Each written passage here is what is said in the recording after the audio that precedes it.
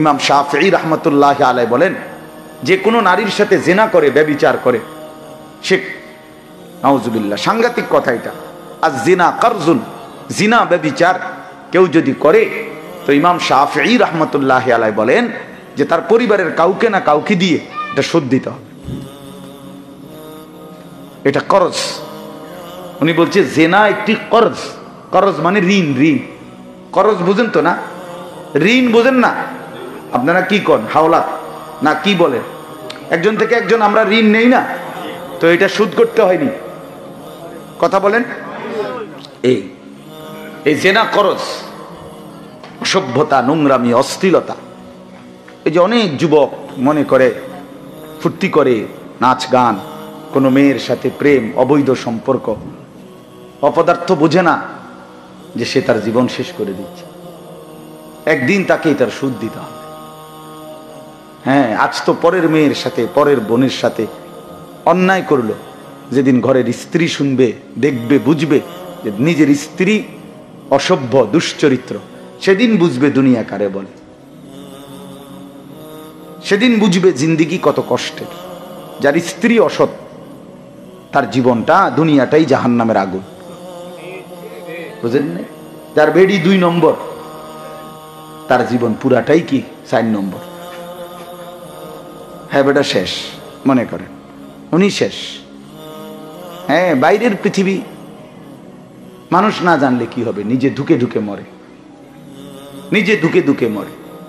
এই জন্য আল্লাহ তাআলা কোরআনুল কারীমের মধ্যে সবক দিয়েছেন, বারবার বলছেন আল্লাহ তাআলা। বিভিন্ন ঘটনা আল্লাহ তাআলা উল্লেখ করছে। এক ইবলিস একটা সেজদা দেয় নাই, কোরআন শরীফে 8-10 বারের মতো এই কথাটা আছে, একই কথা বারবার আল্লাহ বলছে, ইবলিস সেজদা দিল না, ইবলিস সেজদা দিল না, ইবলিস সেজদা দিল না। মানে কি পরিমাণ নারাজ হয়েছেন আল্লাহ, যে এই কথাইটা আল্লাহ তাআলা বারবার বলছে, বারবার উল্লেখ, বিভিন্ন সূরাতে এই কথাইটা আছে। কেন? সেজদা না দেওয়া, নামাজ না পড়া, আল্লাহকে সেজদা না দেওয়া আল্লাহর হুকুম, এটা এতটা অপরাধ, মারাত্মক, যে আল্লাহ তাআলা এটা মোটেই পছন্দ করে না, মোটেই পছন্দ করে। এই মনে করেন ইবলিস, তাকে আগের দিনও কেউ কোনোদিনও তাকে শয়তান বলা হয় নাই। এই যেদিন সেজদা দেয় নাই, সেদিন থেকে তাকে শয়তান বলা হয়েছে। আল্লাহ তাআলা বলেন আজকের থেকে তুই শয়তান। কেন? সেজদা দিলি না। ফখরুজ ফাইন্নাকা রাজিম, আল্লাহ তাআলা বলছেন তুই বের হ, তুই বের হ না ফরমান, ফাইন্নাকা রাজিম, তুই অভিশপ্ত। এজন্য যে সেজদা দেয় না সে অভিশপ্ত। আপনাদের যাদের সন্তান নামাজ পড়ে না, এটা অভিশপ্ত, এটা অভিশপ্ত সন্তান। আপনাদের যাদের ছেলে মেয়ে ফজরের নামাজ পড়ে না, এটা একটা ফালতু সন্তান, অপদার্থ, এটা একটা অভিশপ্ত। তার দ্বারা দুনিয়ারও কিছু আশা করেন না, এই নাফরমান থেকে আখিরাতের কিছু আশা করেন। আখিরাতের কিছু তো নাই, দুনিয়ারও কিছু আশা করেন না। আল্লাহ তাআলা বলছেন ইবলিস তুই সেজদা দিলি না, ওয়া ইন্না আলাইকা লা'নাতা ইলা ইয়াউমিদ্দিন, কিয়ামত দিবস পর্যন্ত তোর উপরে আমি আল্লাহর লানত। 1-2 দিন, যেদিন থেকে সেজদা দেয় নাই বললে সেদিন থেকে কিয়ামত দিবস পর্যন্ত তোর উপরে আল্লাহর লানত। এজন্য বেনামাজির উপরে আল্লাহর লানত, বেনামাজির উপরে আল্লাহর গজব, আল্লাহর লানত, আল্লাহর লানত। মালউন অর্থাৎ যে লানতের যোগ্য, আল্লাহর পক্ষ থেকে যার উপরে লানত পড়ে তারে বাঁচাবে কে? আল্লাহর পক্ষ থেকে যে অভিশপ্ত এই হাইওয়ান, তারে বাঁচাবে কে? তার জীবনে আছে কি আর? আল্লাহর রহমের নজর থেকে যে সরে গেল, তার জীবনে আর 2 পয়সার মূল্য, একটা কুকুরের মূল্য থাকতে পারে, জন্তু জানোয়ারের মূল্য থাকতে পারে, তার কোনো মূল্য নেই। আল্লাহ তাআলার নজর থেকে যে পড়ে যায়। এই জন্য বাপ, নসিহত, উপদেশ গ্রহণ করা। কোরআনুল কারীম আল্লাহ তাআলা এইভাবে বারবার বলছে যে বান্দা, আমি বারবার ঘটনাগুলো দোহরাইলাম, বারবার বললাম, তোমরা যেন সবক নিতে পারো, শিক্ষা গ্রহণ করতে পারো। আমরা কোরআনুল কারীম আল্লাহ তাআলা আমাদের জন্য নসিহত হিসাবে দিয়েছেন। মাউআইযা, রহমত কোরআন, হুদান হেদায়েত, বুশরা সুসংবাদ, বাসাইর অন্তর্দৃষ্টি সম্পন্ন জ্ঞান, বহু শব্দ আছে কোরআনের। মানে কোরআনের বৈশিষ্ট্য আহসানুল হাদিস, সর্বোত্তম কথা, মুতাশাবিহান সাদৃশ্যপূর্ণ কথা। আল্লাহ তাআলা মাসানি বারবার তেলাওয়াতকৃত কালাম। পৃথিবীতে আর কোন কিতাব আছে এত বেশি পড়া হয়? ঠিক না বলেন ভাইবা? দেখেন আছে এর সমকক্ষ? কাছাকাছি তো নাই, কাছাকাছি তো নাই। এই জন্য বাপ আল্লাহর কোরআন পড়বেন। কোরআনুল কারীম যারা পড়েন না, পড়তে পারেন না, আপনি জীবনটা একটা ফালতু জীবন। আপনি কতরি ভাত শুধু শুধু খাইলেন। কোরআন শরীফ দেখে দেখেও পড়তে পারেন না, বয়স্ক হন আর জওয়ান হন, স্কুলে পড়েন আর কলেজে পড়েন আর ইউনিভার্সিটি পড়েন আর কিছুই পড়েন নাই, এগুলো কোনো বিষয় না। আপনি মুসলমান অথচ আল্লাহর কোরআন পড়তে পারেন না, দেখে দেখেও আপনি একটা বোবা মানুষ। মনে রাখেন, আমার নাম আনিসুর রহমান, আমি কইছি, যদি মনে না থাকে আমার নাম আবার জিঙ্গায় লইয়েন, কে জানি কইল হুজুরটা। আপনি হলেন একটা বোবা, বোবা বোবা বেটা, একটা বোবা মানুষ। আপনি শুধু শুধু কথা বাকিগুলো বলছেন, বাকি কথাগুলো না বললেও দুনিয়া ভোগ করতে পারতেন। হ্যাঁ, বোবা মানুষও ভাত খায়, খায় না? বোবা মানুষও ঘুম যায়, বোবা মানুষও বিয়ে করে, বোবা মানুষেরও বাচ্চা কাচ্চা হয়, বোবা মানুষও পেশাব পায়খানা করে। তো কাজে বাকি দিত কথা না কইও সারণ যায়। বোঝেন নাই আমার কথাটা? তো তো জবান মালিক দিলেন, আল্লাহ তাআলার দেওয়া চোখ, আল্লাহ তাআলার দেওয়া জবান। আল্লাহ বলবেন আলাম নাজআল লাহু আইনাইন ওয়া লিসানান ওয়া শাফাতাইন। আল্লাহ বলবেন, বলেন, আল্লাহ বলে, বান্দা আমি কি তোমাকে দুইটা চোখ দেই নাই? ওয়া লিসানান, এই জবান, এই কথা বলার যোগ্যতা, এটাকে আমি দেই নাই? ওয়া শাফাতাইন, দুইটা ঠোঁট আমি দেই নাই? হায় বান্দা, আমার দেওয়া চোখ, আমার দেওয়া জবান, আমার দেওয়া ঠোঁট, আমার নামই পড়তে পারো না, আমার কালামই পড়তে পারো না, কিত্তাবাত খাইলা।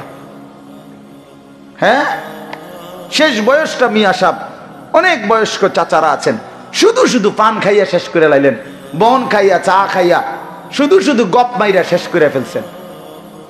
এই টাইমটাও শিখতে পারতো, যদি কলিজার মধ্যে থাকতো, দিলের মধ্যে মহব্বত থাকতো, তো বুড়ো বয়সেও শিখা সম্ভব। না আমার আর এখন আর হায়াত নাই, আমার আর এখন হুজুর কইয়া লাভ নাই, বয়স হয়ে গেছে, ওনার এই বয়স নাই। কোন বয়স নাই? এখন যেহেতু বয়স নাই তো খানা বন্ধ করে দেন। আপনার যেহেতু আর এই বয়স নাই, মাশাআল্লাহ খানা তো বন্ধ নাই। চাচা, হ্যাঁ আপেল খাইবেন নি? কয় দাও না, মালটা দাও, দুইটা দাও। হ্যাঁ, খানা মাশাআল্লাহ ঠিক আছে, দুনিয়া রাক্ষসাই দুনিয়া ভোগ করতে রাজি, আখিরাতের ব্যাপারে কুয়ায়, এই সমস্ত কুয়ানি কোনো অর্থ নাই। আমার কথা সাফ কথা। কেন শিখবেন না মালিকের? আল্লাহর দেওয়া জবানের হক কি আদায় করলেন? আল্লাহর দেওয়া জবানের শুকর কি আদায় করলেন? আল্লাহর দেওয়া এই চোখের কি শুকর আদায় করলেন? মালিকের কালামই পড়তে পারলেন না, আল্লাহর কোরআনই পড়তে পারেন না। এর চাইতে বড় ব্যর্থ জিন্দেগি আর কি হইতে পারে? চারিদিকে এত মাদ্রাসা, কি বলবে মুসলমান? আমি মাথায় ধরে না আমার কোনোদিনও। এই সময়ের মুসলমান কেমনে জবাব দিবে হাসরের ময়দানে? কি বলবে যে বেটা 1 কিলোমিটারের মধ্যে 10টা মাদ্রাসা আছে? বাংলাদেশের এমন কোন গলি নাই আলহামদুলিল্লাহ যেখানে কওমি মাদ্রাসা নাই। এটা মালিকের ইহসান ও করম। কোন গলিটা আছে বলেন? একটা ইউনিয়ন বলেন যে এই ইউনিয়নে কি নাই? কওমি মাদ্রাসা নাই। একটা গ্রাম বলেন, গ্রামে গ্রামে, এলাকায় এলাকায় ছেলেদের জন্য, মেয়েদের জন্য আলহামদুলিল্লাহ মাদ্রাসা মাদ্রাসা মাদ্রাসা। এত হাফেজ, এত আলেম, এত ইমাম, এত খতিব, এত মাদ্রাসার উস্তাদ চারিদিকে থাকার পরে আপনার আমার এখানে একজন মানুষ আসেনি যার আত্মীয় 14 গোষ্ঠীর মধ্যে কেউ হুজুর নাই? এমন এখন আর পাওয়া যায় না। একসময় থাকতে পারতো। এখন প্রত্যেকের ফ্যামিলিতে 2, 4, 5, 10 জন কি আছে? মৌলানা আছে। তাহলে এত চতুর্দিকে এত সুন্দর ব্যবস্থাপনা থাকার পরেও আল্লাহর কোরআন শিখতে পারলেন না? কামড়া করলেন কি? কামড়া করলেন কি?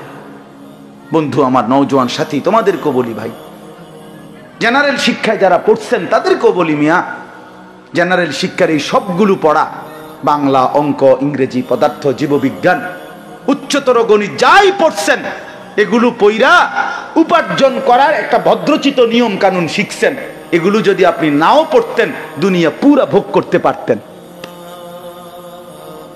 হ্যাঁ হ্যাঁ, ভোগ করতে পারতেন।